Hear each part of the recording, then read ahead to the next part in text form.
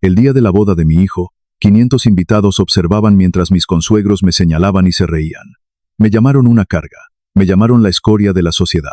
A sus ojos, yo no era más que un viejo arruinado con un traje barato. Alguien que simplemente tenía la suerte de respirar el mismo aire que ellos. Mi nuera estaba allí de pie, con su vestido de 50.000 euros, riéndose más fuerte que nadie. Ella creía que mi hijo se había sacado la lotería al casarse con ella. Pero, el instante en que me levanté y salí por la puerta, fue el momento en que, sin saberlo, entraron en la mayor tragedia de sus vidas, una que ellos mismos habían provocado. Bienvenidos de nuevo a la venganza de papá en la vida real. Coge un vaso de agua, algo de picar. Siéntate cómodamente y recuerda esto. Las personas de estas historias siempre tuvieron todas las oportunidades para actuar con decencia. Simplemente decidieron no hacerlo. Deja un comentario y dime desde qué ciudad de España o del mundo nos estás viendo, para que pueda ver hasta dónde ha viajado esta historia. El olor a comida sobrante y el calor que se escapaba por la puerta de la cocina a mis espaldas empapaban el ambiente.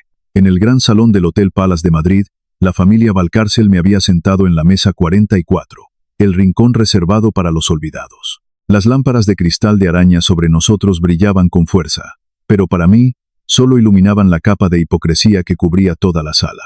Los diamantes en el cuello de Catalina Valcárcel destellaban como fragmentos de cristal, fríos y afilados. Yo estaba sentado allí, con mis manos delgadas entrelazadas. Mi viejo traje desentonaba dolorosamente entre los impecables smokines italianos de la autoproclamada élite, prendas que les quedaban como una segunda piel. Miré a mi hijo, Darío. Estaba de pie en el escenario, con el rostro pálido de humillación, humillado por la misma mujer con la que estaba a punto de casarse. Rocío se acercó a mi mesa. El eco afilado de sus tacones contra el suelo de mármol sonaba como una cuchilla afilándose contra la piedra. No me miró como alguien mira a un suegro. Me miró como quien mira una mancha en el suelo que necesita ser limpiada. Acercándose, con su caro perfume casi asfixiándome, me susurró que mi presencia estaba arruinando las fotografías perfectas de su boda. Las carcajadas de la familia Valcárcel estallaron. No era el sonido de la alegría. Era el sonido de la hoja de una guillotina cayendo, cortando la poca dignidad que creían que me quedaba. Diego Valcárcel, su padre, alzó una copa de un Ribera del Duero valorado en miles de euros en mi dirección. Declaró que la noble sangre de la familia Valcárcel no podía ser manchada por un parado de un barrio obrero del extrarradio. Darío estuvo a punto de hablar para defenderme, pero le puse una mano en el hombro. El dolor de ver a mi hijo siendo humillado se extendió por mi pecho. Sin embargo, no dejé que se reflejara en mi rostro. El verdadero poder es como la gravedad. No necesitas gritar para demostrar que existe. Simplemente te quedas quieto y dejas que todo colapse según sus propias leyes. ¿Qué harías tú si tú y tu familia fuerais tratados con desprecio y pisoteados? Dale a me gusta a este video y comenta el número 1 para apoyar a los pobres y a los que no tienen poder. Mi paciencia se había agotado. Miré a Diego directamente a los ojos. Él vio a un viejo patético, pero no vio al monstruo financiero que acababa de despertar. Me puse en pie. La silla de plástico chirrió ásperamente contra el suelo. No les dije nada. Simplemente caminé hacia la oscuridad que aguardaba afuera. Darío corrió tras de mí, dejando atrás a la arrogante novia junto a su padre. Sabía que él también había tomado su decisión. Saqué mi viejo teléfono del bolsillo de mi chaqueta. Mi dedo se deslizó por la pantalla. Era hora de que la familia Valcárcel aprendiera el precio de la arrogancia. Pulsé el botón de llamada para mi asistente. La línea fue atendida de inmediato. Mi voz ya no era la voz de un padre viejo y débil. Era fría y afilada como una orden de ejecución. Les di la instrucción de llevar a cabo el primer paso. En menos de 10 minutos, toda la red financiera que sostenía el orgulloso apellido Valcárcel comenzaría a resquebrajarse.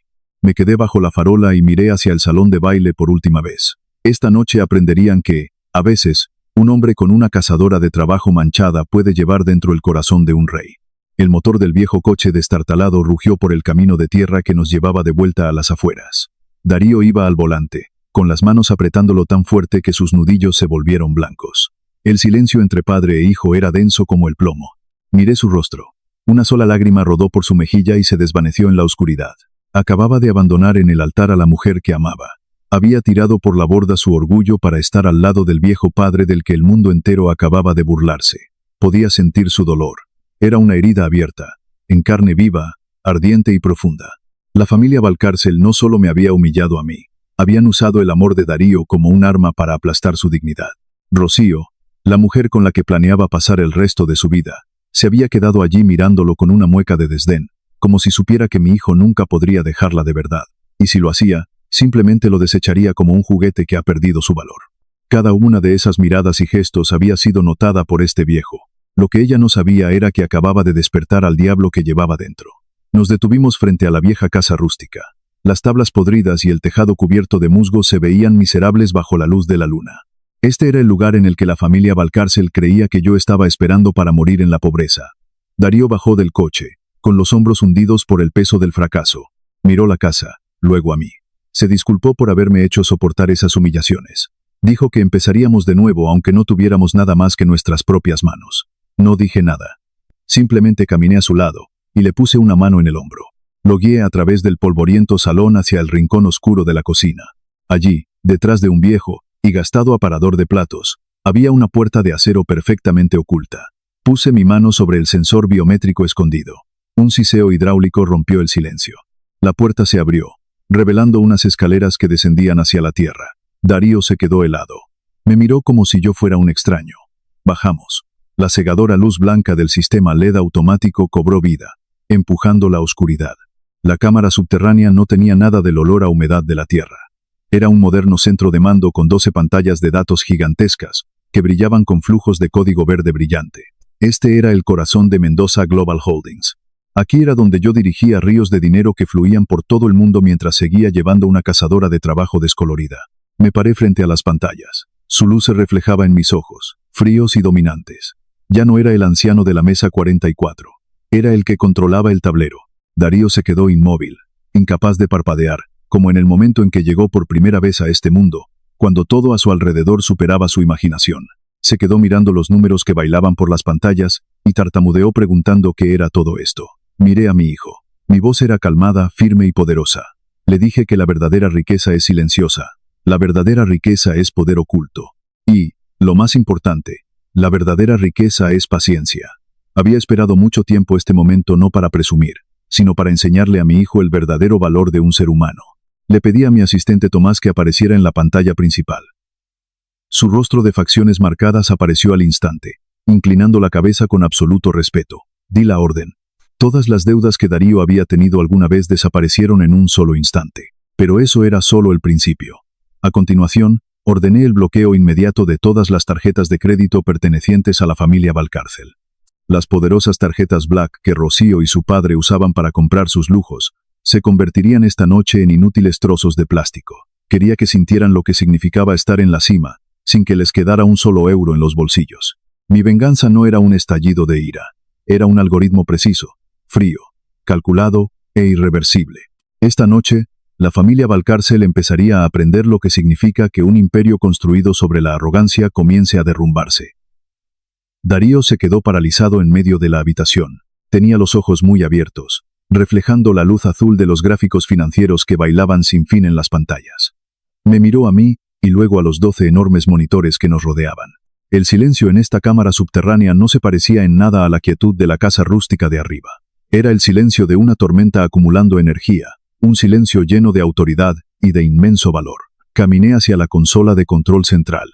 Cada paso sobre el suelo de metal resonaba con fuerza. Ya no sentía el dolor de los insultos de la boda. Esas emociones habían sido comprimidas, transformadas en un combustible frío que alimentaba esta máquina. Miré a la pantalla central, donde se mostraba la estructura de activos del Imperio Valcárcel. Parecía un castillo de arena esperando a que una sola ola poderosa lo arrastrara. Darío se acercó, con la voz temblorosa. Me preguntó por qué le había ocultado todo esto durante tantos años. ¿Por qué habíamos vivido en aparente pobreza mientras poseíamos un imperio como este? Me giré y lo miré. La luz blanca del techo iluminó las arrugas de mi rostro. Le dije que quería que entendiera el verdadero valor de un ser humano. Quería que creciera y se convirtiera en un hombre que entendiera las dificultades, que respetara las luchas de los demás y que supiera su propio valor. La vida real no se mide por el saldo de una cuenta bancaria. Cuando tienes demasiado, los números pierden su significado. Quería que aprendiera a ver más allá de la superficie de las personas, para encontrar a alguien que lo amara de verdad por lo que era. Luego le expliqué mi filosofía. La verdadera riqueza debe permanecer en silencio. Los que de verdad tienen el poder nunca necesitan gritarle al mundo quiénes son. Solo las personas vacías cubren su vacío con diamantes y ropa cara. La riqueza es poder, y el mayor poder de todos es la paciencia. Yo había sido paciente el tiempo suficiente para ver la verdadera naturaleza de muchas personas, incluida la familia Valcárcel, pero eso era algo que él entendería completamente con el tiempo. Por ahora, necesitaba restaurar el honor que nos habían arrebatado a ambos y darles a esas personas una lección de humildad. Le ordené a Tomás que comenzara la fase 2 del plan. Las órdenes se ejecutaron al instante. Quería que Darío fuera testigo del poder que proviene de sostener las cuerdas salvavidas financieras de tus enemigos. Le pedí que congelara todas las líneas de crédito de la familia Valcárcel. En este preciso instante, Rocío probablemente estaba soñando con una lujosa luna de miel que planeaba disfrutar sin el novio pobre. Quizás incluso creía que había muchos reemplazos adinerados esperándola. Pero pronto descubriría que su poderosa tarjeta exclusiva sería rechazada en cada mostrador de pago. Esa fue la primera advertencia. Darío miró a la pantalla mientras la palabra ejecutado aparecía en letras rojas brillantes. Estaba empezando a entender. Ya no era el joven abandonado por su prometida. Estaba de pie junto a un hombre capaz de cambiar el equilibrio de mercados enteros con un solo toque.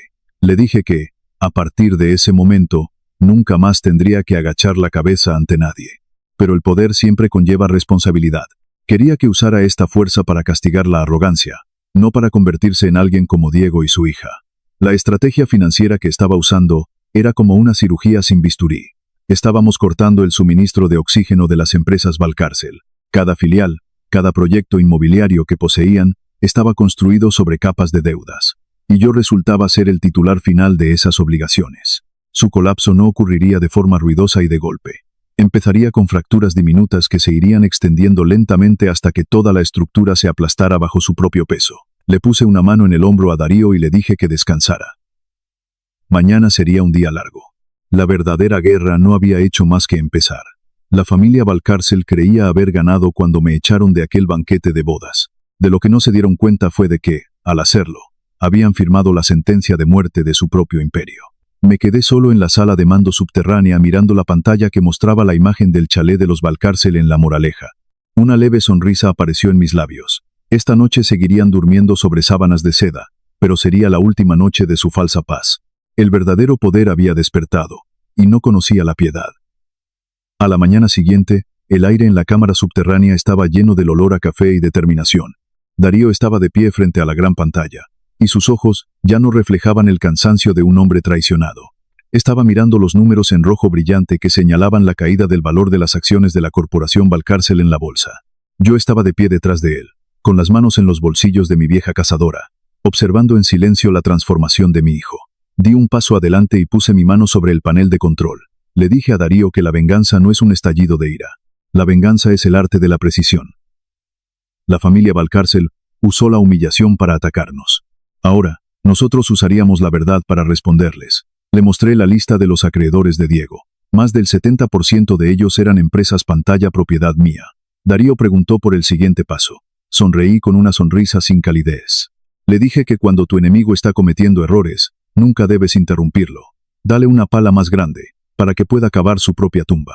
Diego Valcárcel está en modo de caza automática, muchacho. Siempre ha creído que las apariencias y los contactos glamurosos podrían salvarle. Pronto se dará cuenta de que esas relaciones no son más que sogas apretándose alrededor de su propio cuello.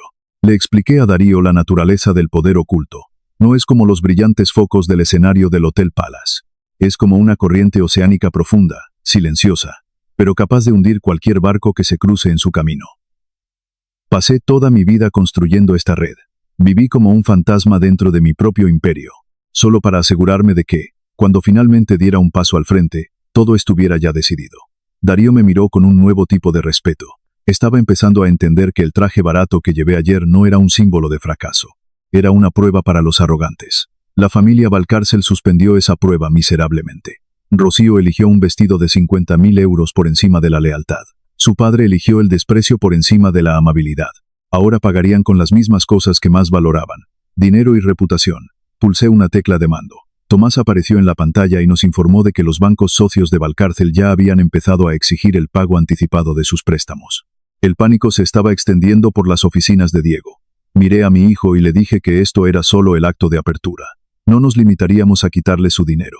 Expondríamos sus verdaderas caras ante el mundo entero. Si creéis que la integridad es la moneda más valiosa, dadle al botón de me gusta y suscribíos. Y contadme en los comentarios. ¿Alguna vez habéis sido subestimados por alguien que os juzgó solo por vuestra apariencia? Quiero escuchar vuestra historia de victoria. Esta venganza no es solo para mí. Es para la difunta madre de Darío, que siempre creyó en la humildad. Es por los años que vivimos de manera sencilla para proteger un enorme secreto. Miré la pantalla de datos final. Una enorme orden de venta en corto acababa de activarse. Esta noche el castillo de los Valcárcel empezará a temblar, y yo seré el último hombre en pie para ver cómo se derrumba por completo. El brillo de las pantallas en la sala subterránea proyectaba rayas azul pálido en el rostro de Darío. En el monitor grande, Rocío Valcárcel estaba haciendo un vídeo en directo. Estaba sentada en una habitación cubierta de rosas, con los ojos rojos por unas lágrimas cuidadosamente ensayadas. Sollozaba ante miles de espectadores sobre cómo Darío había abusado de ella y la había abandonado en el altar. Desempeñaba el papel de una víctima indefensa, aplastada por un hombre pobre y rudo. Darío apretó los puños. Las venas de sus manos se marcaban con fuerza. Quería salir corriendo para gritarle al mundo que era una mentirosa. Le puse una mano fría en el hombro y le dije que mantuviera la calma. La emoción es enemiga de la claridad. Cuando tu enemigo está cometiendo errores, nunca le interrumpas. Dale una pala más grande para que pueda cavar su propia tumba. Rocío estaba cavando un foso profundo con sus propias mentiras. Creía que las redes sociales eran su mejor arma. Creía que la multitud la protegería de la verdad. Pero no sabía que yo era el dueño de la misma plataforma que estaba usando para esparcir esas palabras venenosas. Le di instrucciones a Tomás para que preparara un regalo especial para su directo. Una verdad desnuda que haría añicos su máscara angelical frente a todo el público. Miré la cara de Rocío en la pantalla. Su hipocresía me repugnaba. Hablaba de su vestido de novia de 50.000 euros, como si fuera una carga que ella misma hubiera tenido que soportar. Describía la pobreza de mi familia como si fuera una enfermedad contagiosa. Pensé en silencio en lo que estaba a punto de suceder.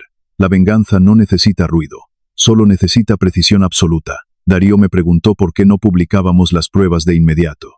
Lo miré, con una mirada afilada como un cuchillo. Le dije que la espera es parte del castigo.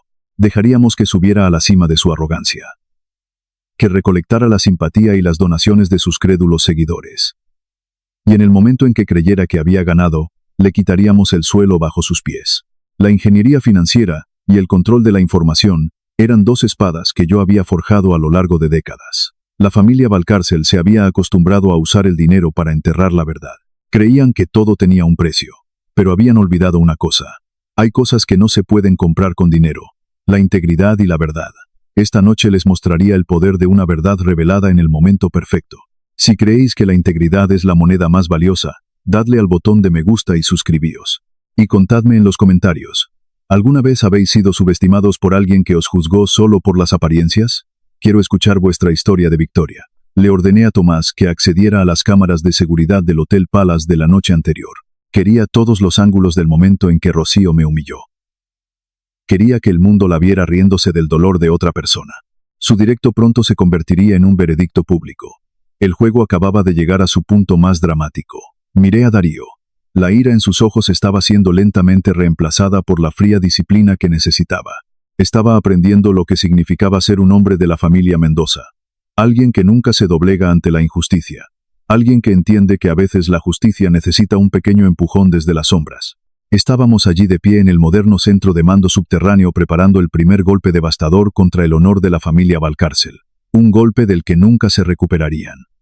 Si habéis escuchado hasta aquí, y queréis que sigan llegando historias como esta, de verdad ayuda si pulsáis el botón de me gusta y os suscribís. El 97% de la gente nunca lo hace. Pero es lo que mantiene vivo todo este canal. Mi mano se deslizó por el panel táctil. Apareció una notificación roja. Catalina Valcárcel acababa de ser ingresada en la clínica Sanitas. Diego Valcárcel organizó inmediatamente una rueda de prensa de urgencia en el vestíbulo de la clínica. Apareció con rostro compungido y ojos llorosos. Acusó a mi familia de haberle provocado un derrame cerebral a su mujer a causa de nuestra crueldad. Nos llamó asesinos invisibles. Miré la pantalla y me permití una leve sonrisa. Un guión torpe. La familia Valcárcel siempre había creído que los hospitales eran templos de mentiras que podían comprar. Me dirigí a Tomás y le pregunté por la estructura de propiedad de la clínica Sanitas. Tomás respondió con su voz tranquila y mecánica. La clínica tenía un enorme préstamo de un fondo de inversión de Suiza. Un fondo bajo mi control secreto. Le ordené a Tomás que comprara toda la deuda del hospital en menos de una hora. Quería el control absoluto. Cada cámara y cada historial médico debían estar bajo mi autoridad. Darío me miraba con incredulidad. No podía imaginar que un hospital de esa magnitud pudiera cambiar de manos tan rápido.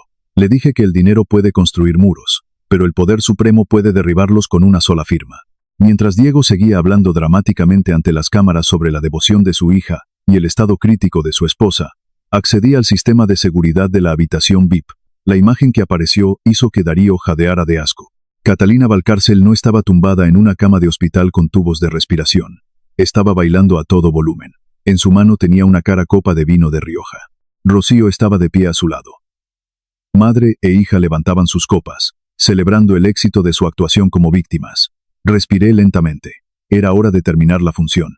Le ordené a Tomás que transmitiera las imágenes en todas las pantallas grandes del vestíbulo de la clínica, justo detrás de Diego, mientras éste continuaba su emotivo discurso. Las imágenes y el sonido llenaron el pasillo al instante. Durante un segundo, los periodistas guardaron silencio. Luego, la sala estalló en susurros y flashes de cámaras. Diego se dio la vuelta. Su rostro pasó del rojo al blanco pálido, y luego, a un gris sin vida. Vio a su mujer riendo y bebiendo en la pantalla. Vio su mentira expuesta de la manera más humillante posible ante el mundo entero. Intentó tapar las pantallas, pero ya era demasiado tarde. La verdad se había propagado como un virus que no se podía contener. Si creéis que la integridad es la moneda más valiosa, dadle al botón de me gusta y suscribíos. Y contadme en los comentarios. ¿Alguna vez habéis sido subestimados por alguien que os juzgó solo por las apariencias? Quiero escuchar vuestra historia de victoria. Me quedé en la cámara subterránea viendo la caída de la familia Valcárcel a través de las pantallas. No sentía alegría, solo una fría sensación de paz. La justicia no es algo que simplemente aparece. A veces tienes que crearla tú mismo. La familia Valcárcel siempre había mirado por encima del hombro a quienes consideraban inferiores. Pensaban que podían manipular la verdad como a una marioneta con hilos, pero hoy aprendieron que esos hilos pueden convertirse en una soga si la arrogancia tira de ellos con demasiada fuerza. El incidente en el hospital fue solo un golpe contra su honor. El siguiente golpe amenazaría su supervivencia. Miré a Darío y vi que asentía lentamente. Estaba empezando a entender cómo funciona realmente el mundo. Un mundo donde la verdad siempre tiene un precio. Y yo era quien decidía cuál sería ese precio. Una semana después, Diego Valcárcel parecía una bestia herida retorciéndose en el barro. Sus intentos por salvar su reputación en el hospital habían fracasado estrepitosamente. Las acciones de la corporación Valcárcel estaban en caída libre. Necesitaba un salvavidas. Necesitaba nuevos inversores para bombear sangre de vuelta al cadáver seco de su imperio. Yo sabía exactamente dónde aparecería a continuación. El club de golf Puerta de Hierro, donde se firmaban acuerdos de millones de euros entre extensiones de hierba verde perfecta. Llegué una hora antes que él. No llevaba esmoquín ni un polo de lujo.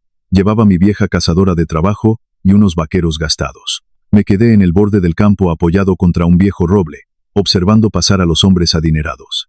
Parecían impecables bajo el sol brillante, pero debajo de su ropa de diseño no vivía nada más que preocupación y cálculo. Diego llegó con 3 posibles inversores. Intentó mantener su habitual compostura tranquila. Habló con confianza de futuros proyectos, pero en el instante en que sus ojos se posaron en mí, esa confianza se transformó en pura furia. Caminó hacia mí, abandonando a los hombres que tenía a su lado. Me miró de arriba a abajo con su desprecio familiar. Me llamó ladrón de palos de golf. Me dijo que me perdiera de su vista antes de que llamara a seguridad. No dije nada. Simplemente le devolví la mirada con ojos tranquilos. Gritó que un viejo arruinado como yo no tenía derecho a respirar el aire de ese lugar. Se volvió hacia los inversores y me usó como ejemplo de la decadencia de la sociedad. Creía que humillarme demostraría su superioridad. No tenía ni idea de que estaba de pie sobre una trampa. El director del club de golf se acercó corriendo hacia nosotros, sin aliento. Diego sonrió con superioridad y le ordenó que me echara inmediatamente. Pero lo que ocurrió a continuación congeló a todos los presentes. El director no miró a Diego. En su lugar, se inclinó profundamente ante mí. Se dirigió a mí como presidente y anunció que todos los terrenos, incluyendo el club y los campos de golf de los alrededores, se habían convertido oficialmente en mi propiedad hacía 15 minutos. El silencio se extendió por el campo de golf. El viento sopló entre los árboles, pero nadie se atrevió a moverse. El rostro de Diego cambió de un modo extraño.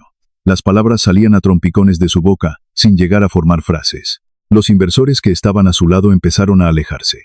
Se dieron cuenta de que estaban al lado de un hombre que acababa de insultar a la persona más poderosa del lugar. Solo había visto la ropa. Nunca había visto al hombre. Di un paso más hacia Diego, hasta que solo unos centímetros nos separaban. Podía ver el sudor cayendo por su sien. Le dije que el poder no se encuentra en las tarjetas de socio o en los trajes a medida. El poder reside en quien es el dueño del suelo bajo los pies de otro hombre. Luego le ordené al director que expulsara a Diego del club inmediatamente. No quería su presencia en mi propiedad ni un segundo más. Los guardias de seguridad lo escoltaron hacia la salida delante de los inversores. Intentó gritar sobre sus proyectos, pero a nadie le importaba ya. Esos inversores eran buitres. Sabían exactamente cuándo abandonar un cadáver moribundo. Vi cómo arrastraban a Diego por el perfecto césped verde. Lo había perdido todo. Su reputación, su dinero, y ahora, su última pizca de orgullo. Me senté en un banco de madera cerca del campo, y pedí un simple vaso de agua. Darío se acercó y se quedó a mi lado. Había sido testigo de todo. Ahora entendía que la venganza más amarga no es la violencia. La venganza más amarga es arrebatarle a tu enemigo todo de lo que se enorgullece, y dejarle a solas con el vacío que él mismo creó. Nos quedamos allí, en unas tierras que ahora nos pertenecían, viendo cómo el imperio Valcárcel se derrumbaba pedazo a pedazo. Esta noche, Diego Valcárcel entendería por fin algo. La ropa puede cambiar, pero la naturaleza de un rey nunca desaparece. Mi despacho en Mendoza Global estaba tan en silencio que se podía oír el tic-tac del reloj. Rocío Valcárcel entró sin la arrogancia de una rica heredera. Su caro vestido parecía ahora arrugado y fuera de lugar. Cayó de rodillas frente a mí. Lágrimas de maquillaje cuidadosamente corrido caían por su rostro mientras sollozaba y admitía que se había equivocado. Luego hizo su última afirmación. Dijo que estaba embarazada de un hijo de Darío. Rocío me pidió 500.000 euros para guardar el secreto y desaparecer discretamente. Creía que el hijo que no había nacido era su último escudo para chantajearnos. Creía que una falsa muestra de maternidad podría ablandar a un padre como yo. La miré desde arriba. Mi mirada era tan fría como un lago helado en invierno. No vi a una futura madre. Vi a una estafadora intentando recoger las últimas sobras de un barco que se hundía. Lentamente saqué una carpeta marrón del cajón de mi escritorio y la deslicé por la mesa. A Rocío le temblaban las manos mientras la abría. Dentro había un informe de una prueba de ADN con un sello rojo del laboratorio más respetado de la ciudad. Le dije con calma que había sido descuidada cuando se dejó el cepillo de pelo en nuestra vieja casa rústica. Los cabellos que dejó atrás habían revelado la verdad. El hijo no era de Darío. El padre era el entrenador personal que había estado viendo en secreto justo unos días antes de la boda. Rocío se quedó helada. Su rostro se contorsionó con puro terror. Su última mentira había sido destrozada de la manera más brutal posible. Le dije algo en voz baja. El odio consume demasiada energía. Ya no la odiaba. Solo sentía lástima por un alma que vendió su honor por cosas brillantes que nunca fueron verdaderamente suyas. En ese momento, Darío entró en el despacho. Miró a la mujer que alguna vez había sido su prometida con unos ojos completamente desconocidos. Ya no quedaba ira en ellos. Tampoco dolor. Solo distancia. Pronunció una sola frase. Su presencia estaba contaminando el aire de la habitación. Luego le pidió a seguridad que la escoltaran a la salida. Rocío gritó y rogó perdón, pero las pesadas puertas de roble se cerraron tras ella con un eco final. El mayor castigo para la codicia es darte cuenta de que cambiaste un tesoro verdadero por un montón de basura reluciente. La familia Valcárcel había construido su vida sobre mentiras. Ahora los cimientos se habían venido abajo por completo. Miré a Darío y vi madurez en sus ojos. Había aprendido a reconocer la diferencia entre el oro de verdad y algo simplemente bañado en oro. Todas las piezas del tablero estaban ya en su lugar. Las mentiras de Rocío pronto llegarían a los tribunales y a los periódicos. A la familia Valcárcel no le quedaba ninguna vía de escape. Habían intentado usar a un niño inocente para llevar a cabo su plan. Esa era la última línea que nunca debieron cruzar. Me quedé junto a la ventana viendo cómo las luces de la ciudad cobraban vida. Esta noche la justicia estaría completa. Y mañana comenzaría un nuevo capítulo para la familia Mendoza. Un capítulo sin traición. Si has seguido la historia hasta este punto, por favor, tómate un momento para suscribirte. Muchas personas ven los videos sin hacerlo, pero no cuesta nada, y significa muchísimo para el canal. La caída de la familia Valcárcel no empezó con una fuerte explosión. Empezó con un silencio mortal dentro de la sala de juntas de su empresa. Yo estaba de pie en la cabecera de la mesa. La desgastada cazadora de trabajo que una vez llevé había sido reemplazada por un traje negro. No era llamativo, pero transmitía la autoridad silenciosa de un rey que había regresado a su trono. Diego estaba sentado frente a mí. La arrogancia que mostró una vez en el campo de golf había desaparecido. Parecía 10 años mayor. Sus ojos apagados miraban fijamente la notificación de quiebra que yacía sobre la mesa. Todos los activos pertenecientes a la familia Valcárcel habían sido congelados. Su enorme chalé en La Moraleja había sido precintado. Sus coches de lujo habían sido remolcados. Yo lo había comprado todo.